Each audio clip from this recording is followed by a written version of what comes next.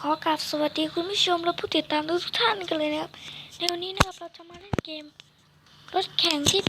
ดังที่สุดในมือถือเป็นอันดับต้นๆเลยนะครับเราก็จะมาเล่นกันนะครับส่วนตัวเกมนี้ครับผมก็ได้เล่นไปสักนิดนึงก็แล้วนะครับแต่เกมนี้เสียนะครับผมเคยอัดคลิปแล้วเล่นไปด้วยครับมันจะแหลกกว่านี้นะครับเรียกได้ว่ามึงค้างไปทีเดียว What the heck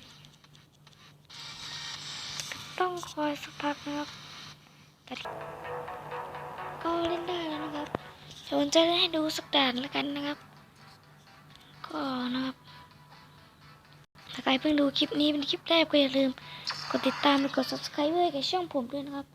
ก็แล้วก่อนที่จะดูคลิปนี้ก็อย่าลืมไปกดไลค์ผมด้วยนะครับมันก็ดูไปแล้วเพราะว่านะครับก็ต้องขอบคุณคุณผู้ชมให้ขอบคุณคุณผู้ติดตามนะครับที่ติดตามผมตั้งแต่1 ไลค์ยัน12 ไลค์นะครับเย้นะครับก็ว่านะครับคลิปนี้อาจจะไม่ค่อยพูดนะครับผมจะเล่นดูสักตานะครับสำหรับใครที่อยากเล่นเกมนี้นะครับจะทิ้งลิงก์ไว้ในคลิปนะครับเล่นกันเลย